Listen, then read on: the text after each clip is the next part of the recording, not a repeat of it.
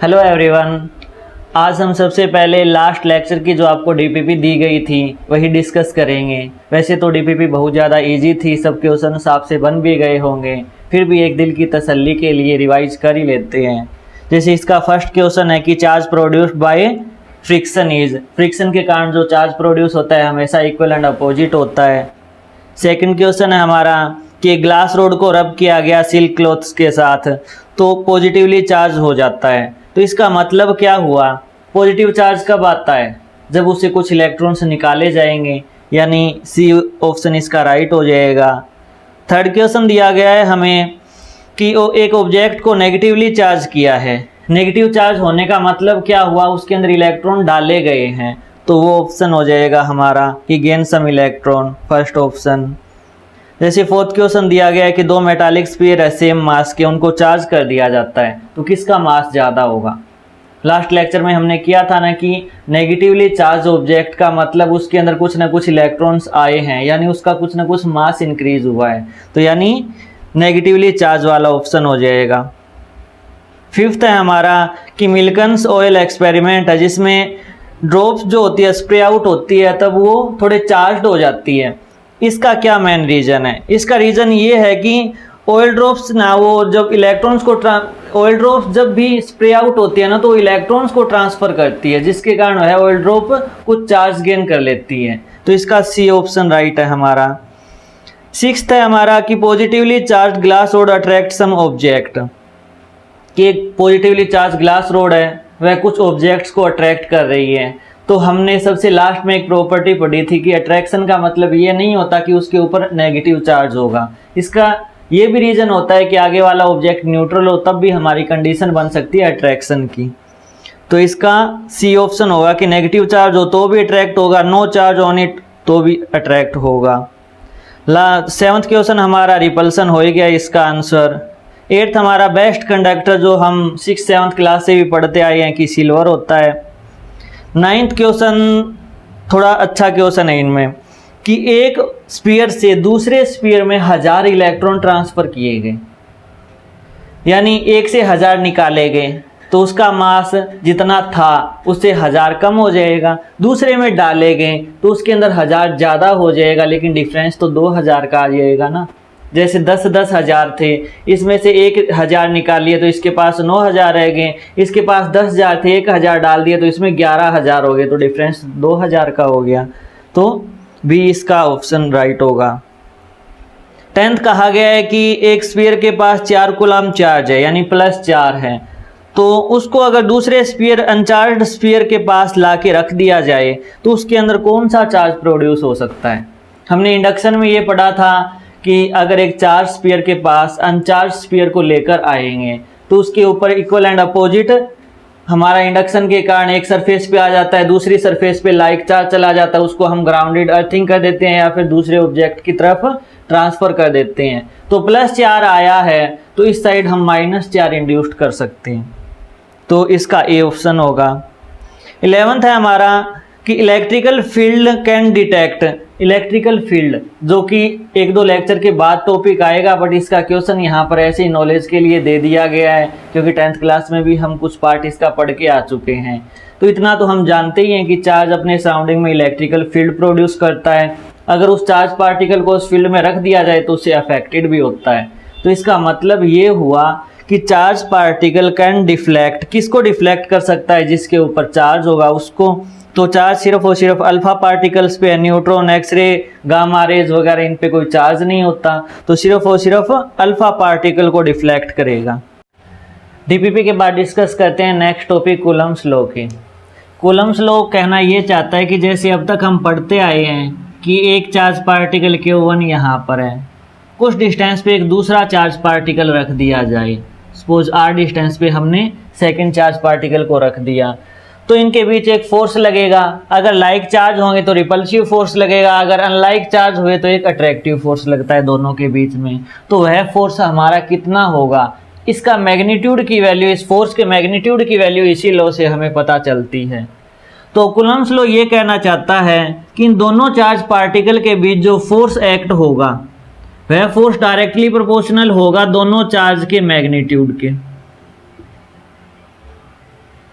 यानी Q1 और Q2 value चाहे इसकी पॉजिटिव हो नेगेटिव हो, हमें तो मैग्नीट्यूड ही इसकी वैल्यू पुट करनी है। सेकंड बात ये कहना चाहता है कि जो हमारा फोर्स होगा वह inversely proportional to the distance square, यानी इनके बीच की जो डिस्टेंस है उसके स्क्वायर के इन्वर्सली प्रोपोर्शनल होता है। तो डिस्टेंस के स्क्वायर के इन्वर्सली प्रोपोर्शनल है, इसीलिए इस लॉ को दूसरा नाम भी दे दिया गया है इन्वर्स स्क्वायर लॉ, कि कूलम्ब्स लॉ को इन्वर्स स्क्वायर लॉ भी बोलते हैं क्योंकि यह डिस्टेंस के स्क्वायर के इन्वर्सली प्रोपोर्शनल होता है। अगर इन दोनों को कंबाइन किया जाए तो F डायरेक्टली प्रोपोर्शनल आता है दोनों चार्ज के मैग्नीट्यूड के डिवाइडेड बाय आर स्क्वायर के। तो ये हमारा फाइनल रिजल्ट हो गया। बट इसमें जो प्रोपोर्शनलिटी कांस्टेंट है, यह प्रोपोर्शनलिटी हटाएंगे तो एक प्रोपोर्शनलिटी कांस्टेंट आएगा, तो F is equal to K Q1 Q2 divided by r square. तो ये फाइनल रिजल्ट आता है हमारे कूलम्ब्स लॉ का। तो इसके अंदर एक K की वैल्यू आई है कि एक कांस्टेंट है जिसे इलेक्ट्रोस्टैटिक फोर्स कांस्टेंट भी कहा जाता है। इसकी वैल्यू मीडियम पे डिपेंड करती है। जैसे हमने ग्रेविटेशन में न्यूटन लॉ ऑफ ग्रेविटेशन पढ़ा था कि F is equal to G m1 m2 divided by r square, similar वैसा ये लॉ है। बट उसके अंदर जो G था वह यूनिवर्सल कांस्टेंट था, लेकिन इस K की वैल्यू मीडियम पे डिपेंड करती है।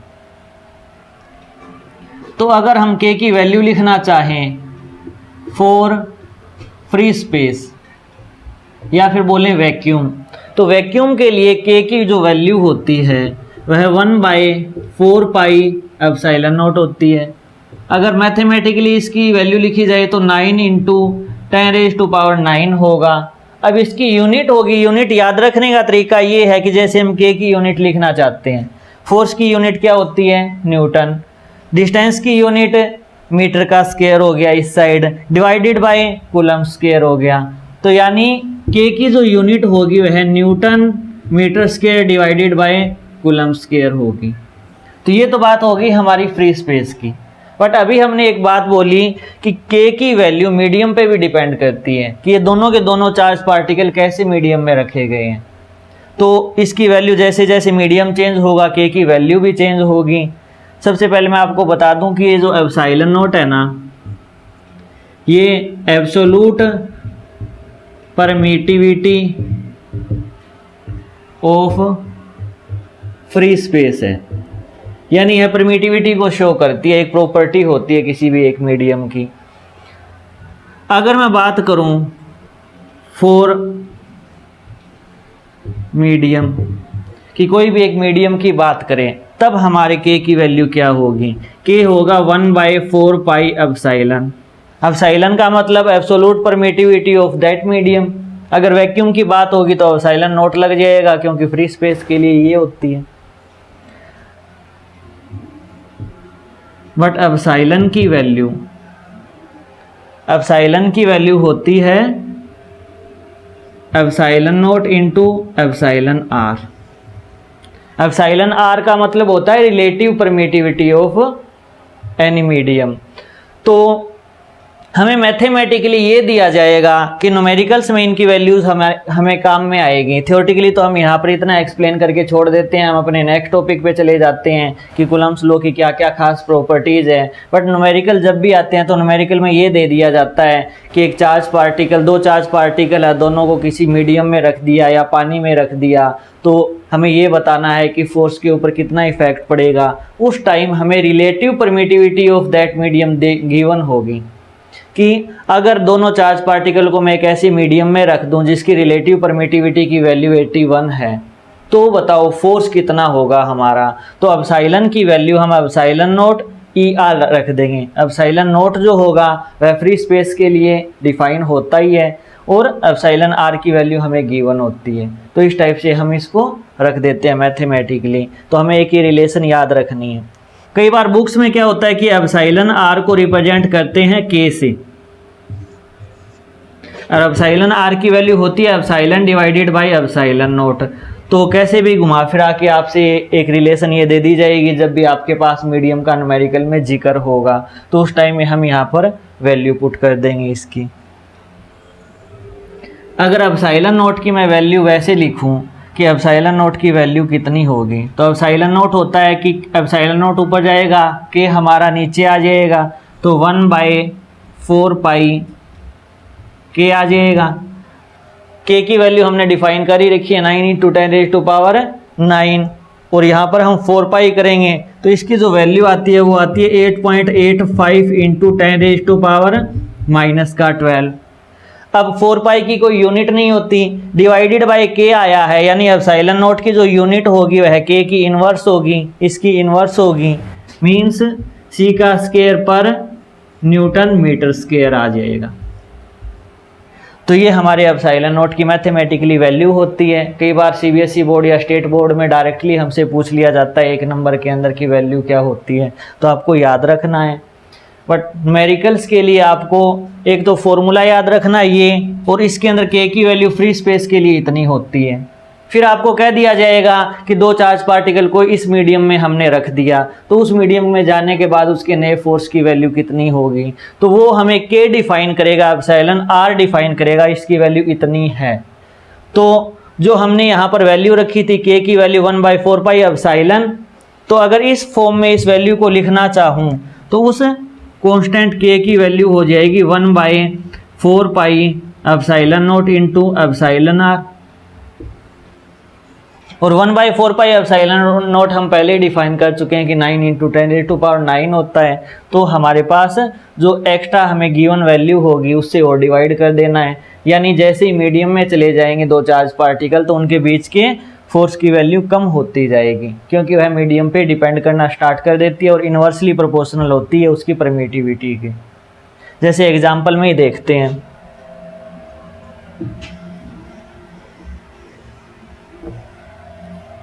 हमें कह दिया कि 2 charge particle Q1 = 3 microcoulomb and Q2 = 4 microcoulomb, दोनों के दोनों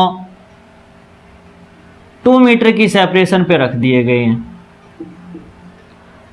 तो इनके बीच के फोर्स की वैल्यू को कैलकुलेट करो।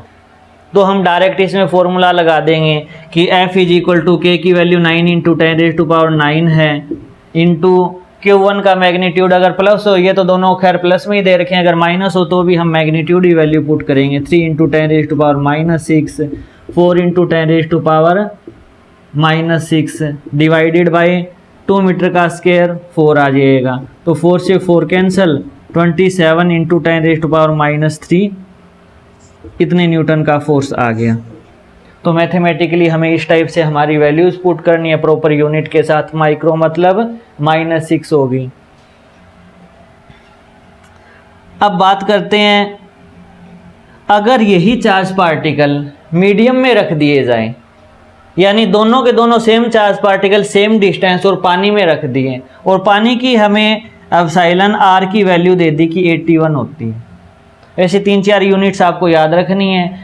वैक्यूम के लिए ये वैल्यूज होती है 1, अगर एयर की बात की जाए तो 1.005 होती है, तो अप्रोक्सीमेट हम 1 ही लेके चलते हैं।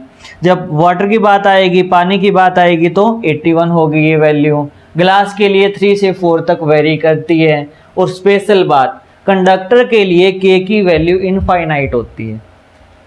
कंडक्टर के लिए के की वैल्यू इनफाइनाइट होती है, ये हमें सबसे इंपॉर्टेंट बात याद रखनी है। जैसे इस न्यूमेरिकल में ही हमें दे दिया गया कि एप्सिलॉन आर की वैल्यू 81 है, तो यही फोर्स हमारा कितना हो जाएगा, F = 27। जैसे अगर मैं वैल्यू पुट करना स्टार्ट करूं, के की वैल्यू 9 × 10⁻⁹, 3 × 10⁻⁻6, 4 × 10⁻⁻6 डिवाइडेड बाय 4। तो हमने ये पढ़ा था कि कोई ना कोई मीडियम दे दिया गया, तो 1/4 pi epsilon naught into epsilon r. 1/4 pi epsilon naught की वैल्यू तो हमने रख दी, लेकिन एप्सिलॉन आर की डिवाइडेड में वैल्यू तो नहीं रखी थी, तो अब वो वैल्यू हम यहाँ पर रख देंगे। तो ये तो इससे कैंसिल हो गया, 4 से 4, यही वैल्यू ऊपर की आएगी, यानी 27 × 10⁻³ और डिवाइडेड बाई 81 और हो जाएगा। तो ये 3 से कैंसिल हो जाएगा, तो 1/3 × 10⁻³ इतना न्यूटन फोर्स आ जाएगा। यानी जिस मीडियम में रख दिया जाएगा उसके फोर्स की वैल्यू कम होती रहेगी। तो इस टाइप से हमें मैथमेटिकली ये चीज़ें कैलकुलेट करनी है।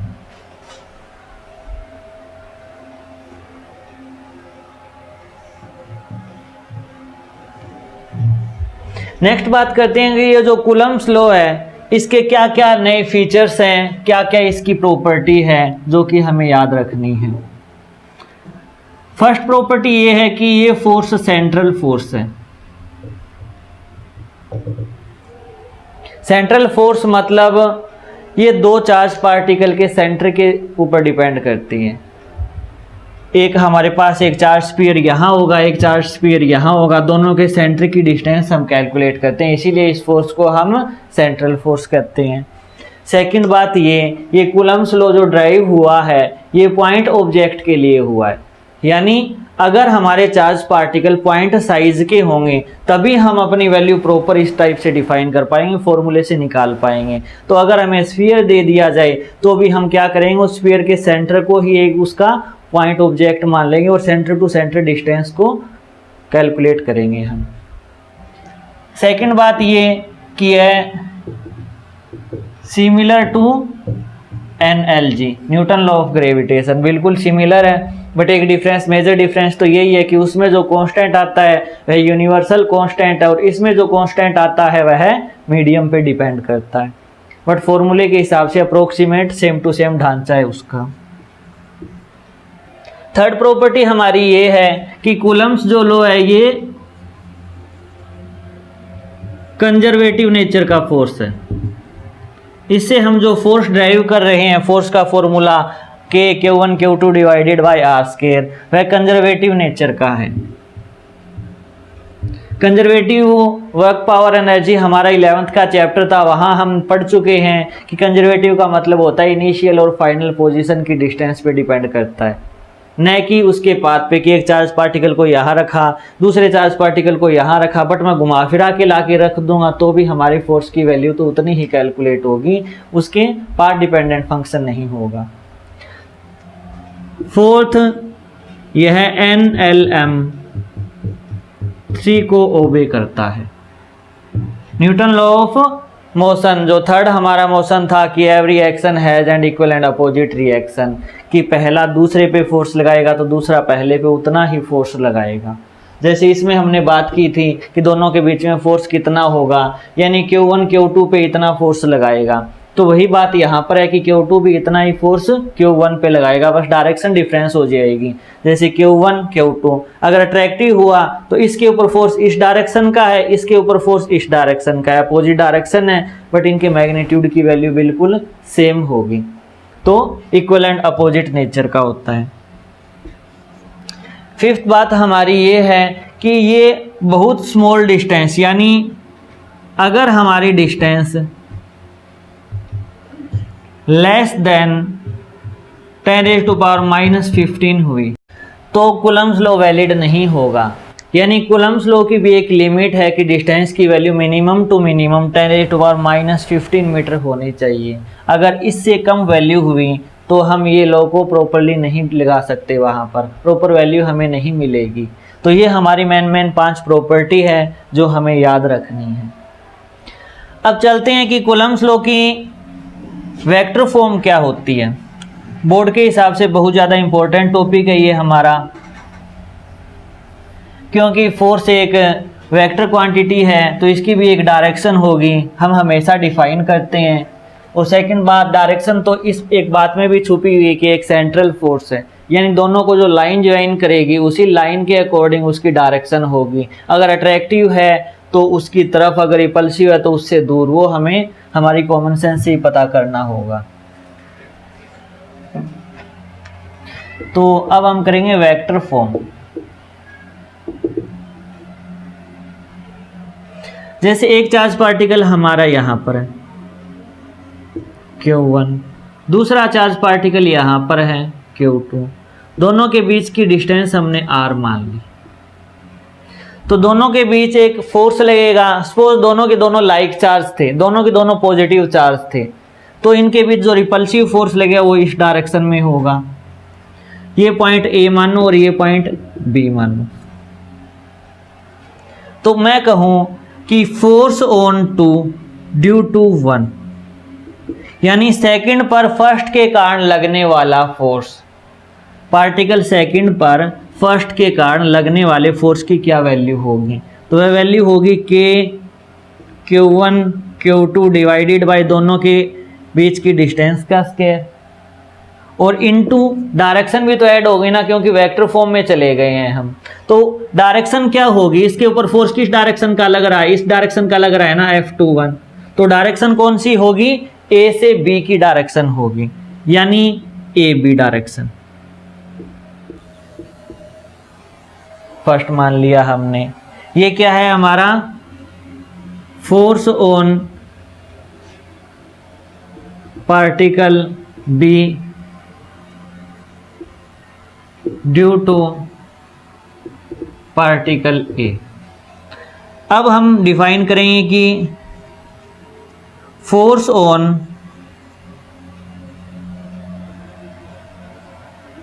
Particle A due to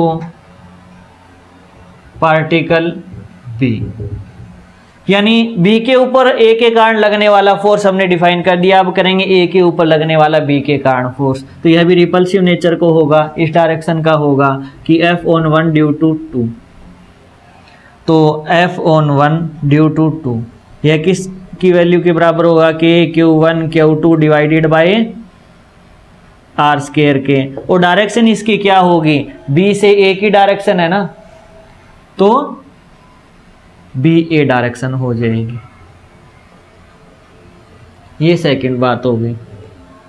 her book में अपनी अपनी लैंग्वेज में ये डिफाइन किए हुए होते हैं, बट हम बिल्कुल इजी लैंग्वेज में हम इस बात को समझ रहे हैं। तो आप खुद बताओ, ए बी की डायरेक्शन और बी ए की डायरेक्शन में क्या रिलेशन है। जैसे इसको मैं एक्स एक्सिस मान लूं, तो ये हमारी प्लस आई है डायरेक्शन, और ये डायरेक्शन हमारी माइनस आई है। तो हम ये लिख सकते हैं कि ए बी जो वेक्टर है वह जस्ट नेगेटिव है बी ए वेक्टर के, यानी A B vector B A vector के जस्ट नेगेटिव डायरेक्शन में, क्योंकि मैग्नीट्यूड तो दोनों का ही सेम है, दोनों के दोनों यूनिट वेक्टर है, तो दोनों का मैग्नीट्यूड क्या होगा, 1 होगा। रही बात डायरेक्शन की, तो एक अगर प्लस आई दिखा रहा है तो दूसरा वेक्टर हमारा माइनस आई को दिखा रहा है।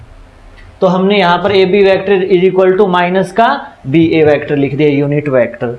तो अगर ये वैल्यू मैं इसमें पुट करूं, तो ए बी की जगह अगर मैं माइनस का बी ए लिखूं, ये थर्ड इक्वेशन मानो कि फ्रॉम इक्वेशन 1 and 3, फर्स्ट और थर्ड इक्वेशन से अगर हम देखें कि F21 की वैल्यू किसके बराबर होगी, के Q1 Q2 divided by r square, और वैल्यू जो हमारी ए बी कैप थी वह ए बी कैप अब क्या हो गई, माइनस का बी ए कैप, यानी माइनस तो आगे आ गया, के Q1 Q2 divided by r square into B A cap. ये हमारी F21 की वैल्यू आ गई, फोर्थ इक्वेशन मानो। अब सेकंड और फोर्थ को कंपेयर करो, कंपेयर इक्वेशन 2 and 4। दोनों इक्वेशन को अगर हम कंपेयर करें तो ये क्या चीज है, के Q1 Q2 divided by r square into B A cap, और ये क्या है, के Q1 Q2 divided by r square into B A cap. तो दोनों की दोनों अंदर वाली वैल्यू बिल्कुल सेम है। तो मैं लिख सकता हूं कि F21 किसके बराबर होगा, माइनस का F12 के बराबर होगा, और यही हमारा NLM थर्ड है। न्यूटन लॉज ऑफ मोशन तो यही कहता है ना कि इक्वल एंड अपोजिट होना चाहिए। मैग्नीट्यूड वाइज दोनों सेम है, लेकिन नेगेटिव साइन यहाँ पर रिप्रेजेंट कर रहा है कि दोनों की डायरेक्शन हमारी अपोजिट डायरेक्शन है। तो NLM थर्ड से भी NLM थर्ड भी प्रूफ हो जाता है हमारा वेक्टर फॉर्म के अंदर। वेक्टर फॉर्म एक बहुत इंपॉर्टेंट टॉपिक है हमारे लिए। तो एक बार फास्टली इसका रिवीजन और देख लो कि दो चार्ज पार्टिकल Q1 और Q2 ए और बी पॉइंट पे रख दिए, दोनों के बीच की डिस्टेंस हमारी r है। तो इसके ऊपर जो फोर्स लगेगा वह इस डायरेक्शन में लगेगा, इसके ऊपर फोर्स लगने वाला रिपल्सिव फोर्स इस डायरेक्शन का होगा। तो सबसे पहले हमने लिखा कि बी पार्टिकल पे लगने वाला फोर्स ड्यू टू 1, यानी ए पार्टिकल के कारण कितना होगा, हमारा ये हो गया। सेम टू सेम ए पे लगने वाला बी के कारण हमने ये निकाल लिया। बाद में देखा कि ये डायरेक्शन एक दूसरे के अपोजिट है, तो इनके यूनिट वेक्टर में एक ये रिलेशन होती है, तो हमने ये वैल्यू रख दी यहाँ पर। फिर दोनों को कंपेयर किया तो मिला कि दोनों एक दूसरे के नेगेटिवली एक दूसरे पे डिपेंड करते हैं, जो कि NLM हमारा थर्ड है। अब बात करते हैं कि न्यूमेरिकल्स में हमें वेक्टर फॉर्म को किस टाइप से यूज करना है।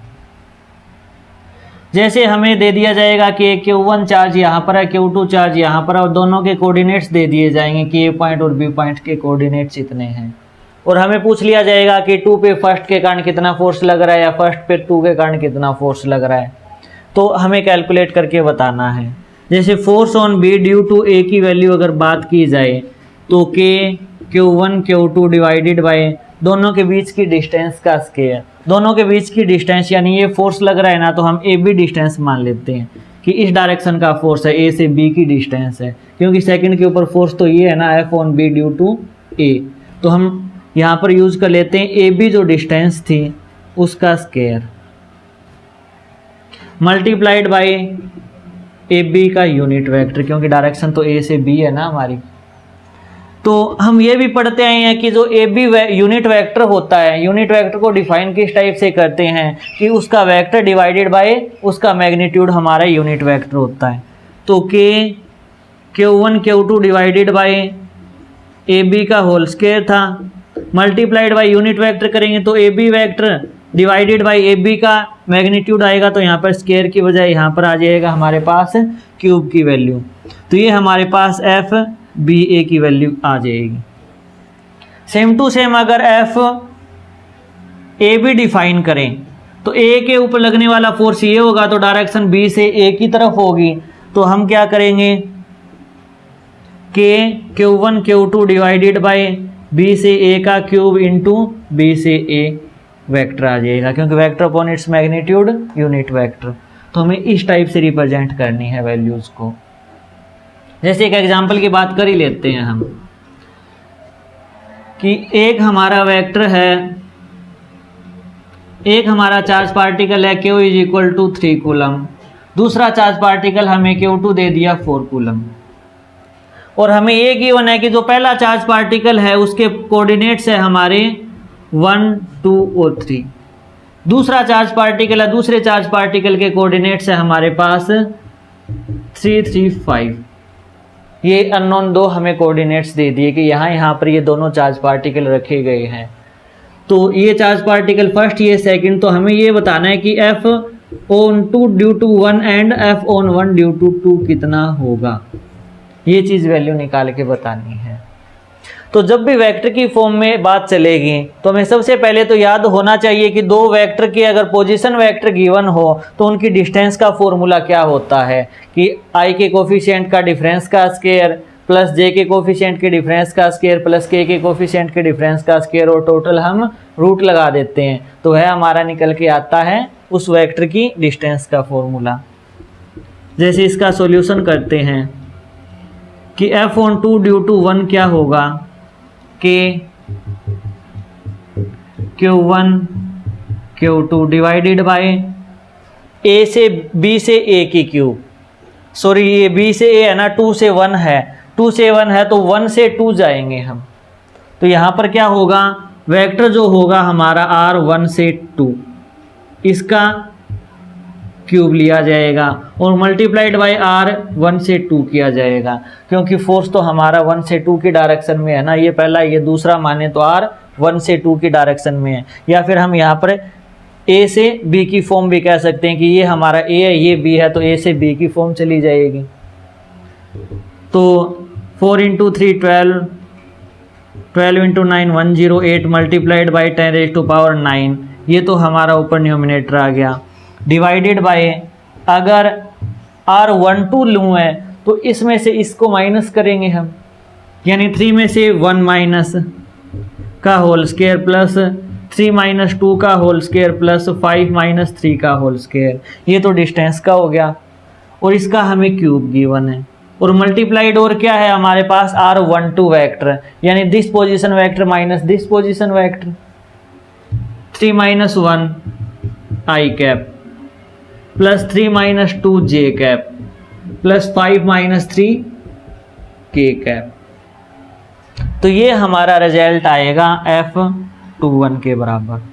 इसको हमें थोड़ा सा और रीअरेंज करना है। जैसे 3 - 1 का मतलब 2 का स्क्वायर 4 होता है, ये 1 का स्क्वायर 1 हो गया और 2 का स्क्वायर 4, 4 1 4 का मतलब 9 और 9 का रूट होता है 3 और 3 की पावर 3 क्या होती है 27।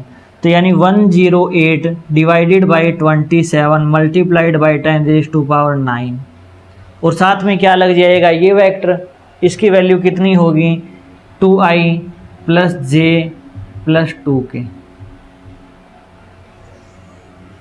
तो वैल्यू आ जाएगी हमारे पास F2 से 1 की ये। तो ये हमारा फोर्स ऑन 2 ड्यू टू 1 आएगा और इस डायरेक्शन के अंदर आएगा। सेम टू सेम हमें कैलकुलेट करना पड़ेगा force on 1 due to 2। F on 1 due to 2 क्या होगा, k की वैल्यू हमारे पास 9 × 10⁹ है, Q1 Q2 की वैल्यू 3 × 4 आ गया, डिवाइडेड बाय यहाँ पर 2 1 था तो यानी 2 के ऊपर 1 के कारण लगने वाला फोर्स यानी 1 से 2 की तरफ लग रहा है फोर्स। अगर बात की जाए कि 1 के ऊपर 2 के कारण लगने वाला फोर्स तो 2 से 1 वाली डायरेक्शन में लगेगा ना, तो R 2 से 1 वाली डायरेक्शन होगी। इसका क्यूब है मल्टीप्लाइड बाई इसके मैग्नीट्यूड का क्यूब है, सॉरी यहाँ पर, और यहाँ पर क्या होगा R21 वेक्टर होगा।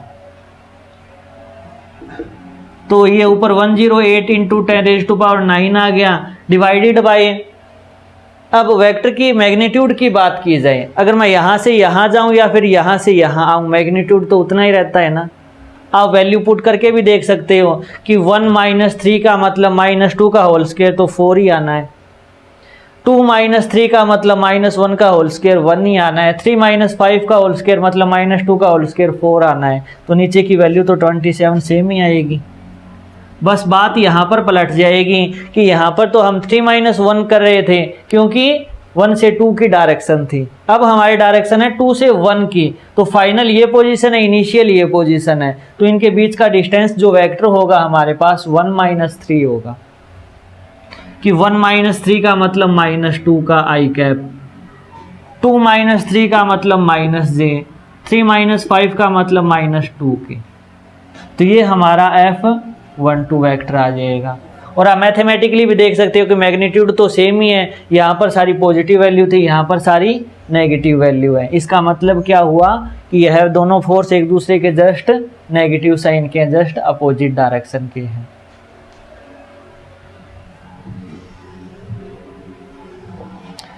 तो कूलम्स लॉ हो गया, कूलम्स लॉ की प्रॉपर्टी होगी और वेक्टर फॉर्म हो गया। अब एक पार्टिकल पे सिर्फ एक दूसरा पार्टिकल, सिर्फ एक अनदर पार्टिकल ही फोर्स लगाए, जरूरी थोड़ी ना है कि एक पार्टिकल पे बहुत सारी पार्टिकल भी फोर्स लगा सकती है, सबकी अलग अलग डायरेक्शन हो सकती है। जैसे इस मार्कर को अगर मैं 10 न्यूटन से इस साइड खींचूं तो 10 न्यूटन के हिसाब से जाएगा। अगर इसी मार्कर को 10 इस साइड से खींचूं और 12 इस साइड से खींचूं तो नेट फोर्स 2 के हिसाब से इस साइड चलेगा। तो टोटल फोर्स हम इसमें कैलकुलेट करते हैं, डायरेक्शन का रोल होता है इसमें। ये तो नहीं किया कि 10 और 12 कितना हो गया, 22 हो गया, 22 न्यूटन से चलेगा। ये इस डायरेक्शन का, ये इस डायरेक्शन का, दोनों के अपोजिट डायरेक्शन है, तो हम इसमें वेक्टर की फॉर्म में इसको ऐड करते हैं तो रिजल्ट हमारा 2 वेक्टर आ जाता है। तो सेम टू सेम ये भी एक फोर्स को इंडिकेट करता है। फोर्स एक वेक्टर क्वांटिटी है और वेक्टर क्वांटिटी को हमेशा वेक्टर की फॉर्म में ही ऐड किया जाता है। तो अगर एक पार्टिकल पे एक से ज़्यादा फोर्स लग रहे हों तो नेट फोर्स की वैल्यू जो हमारी आती है उसके लिए एक स्पेशल प्रिंसिपल को पढ़ा जाता है और उसका नाम है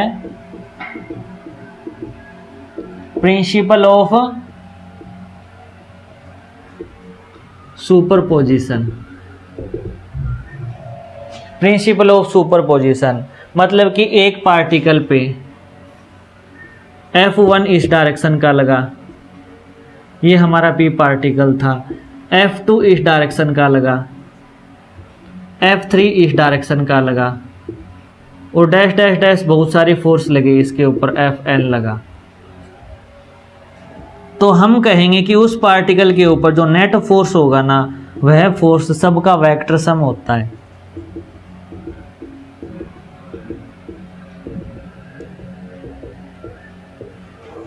सिर्फ और सिर्फ ये एक लाइन कहना चाहता है यह प्रिंसिपल कि अगर किसी वेक्टर वाली क्वांटिटी को ऐड किया जाए वेक्टर की फॉर्म में तो हमारे पास नेट रिजल्टेंट निकल के आता है।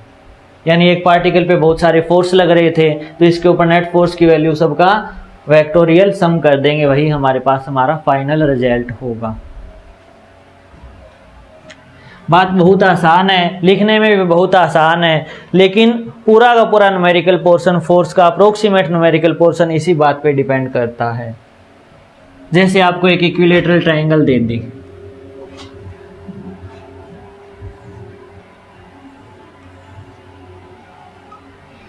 इन तीनों के तीनों कॉर्नर्स पे जैसे इसकी 3 सेंटीमीटर साइड दे दी और हर कॉर्नर के ऊपर +1 कूलम का चार्ज रख दिया।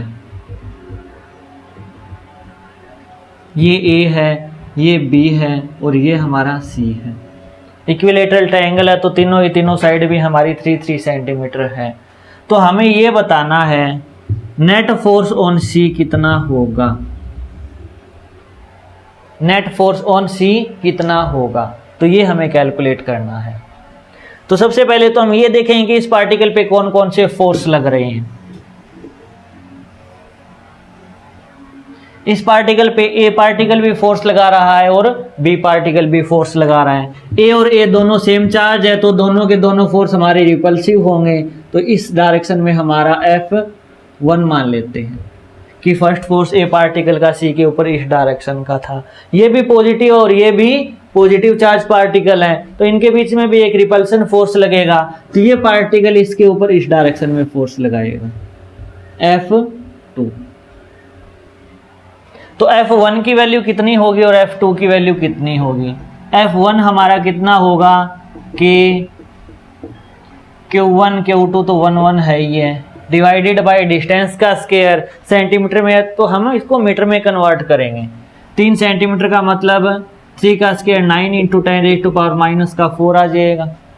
सेंटीमीटर होती है -2 और -2 का स्क्वायर -4, तो ये 9 से 9 कैंसिल हो गया और 10⁻13 आ गया हमारे पास value. Same to same F2 की वैल्यू आएगी हमारे पास, वो भी सेम ही आएगी 9 इंटू 10⁻9। ये तो कांस्टेंट है, दोनों की वैल्यू 1 1 है और डिस्टेंस हमारी सेम है तो ये वैल्यू भी हमारी 10⁻13 न्यूटन आ जाएगी। अब आप ये देखो कि ये एंगल कितना है। इक्विलेटरल ट्रायंगल के अंदर 60 डिग्री होता है एंगल, तो ये एंगल भी हमारा 60 डिग्री होगा ना। अगर आपको याद है तो रिजल्टेंट वेक्टर जो होता है उसका मैग्नीट्यूड हमारा A का स्क्वायर प्लस B का square plus 2AB cos theta के बराबर होता है। ये हमने वेक्टर जब स्टार्टिंग में मैथमेटिकल टूल में पढ़ा था तब ये फॉर्मूला डिराइव भी किया था और 11th क्लास में बहुत बार इसका यूज़ भी किया है हमने।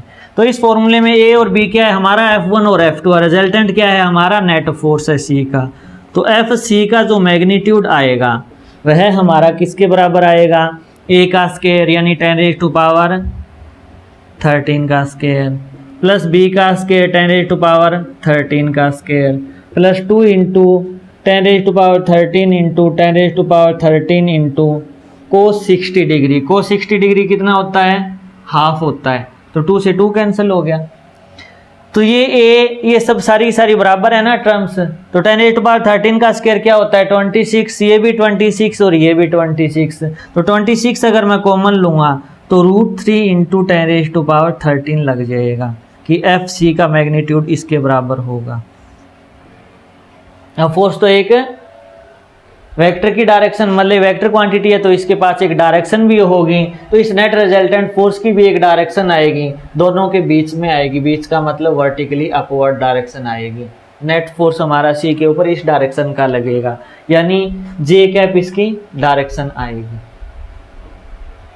तो इस टाइप से हमें न्यूमेरिकल्स को सोल्व करना है कि एक इक्विलेटरल ट्रायंगल दे दिया, इसके बजाय आपको एक स्क्वायर दे दिया जाएगा, हेक्सागन की फॉर्म में पूछ लेगा, आपको बस सारे के सारे फोर्स विद डायरेक्शन पुट करने हैं, बाद में एंगल देखना और लास्ट में ये फॉर्मूला लगाना है। तो इस टाइप से हम इन चीज़ों को सोल्व आउट करेंगे।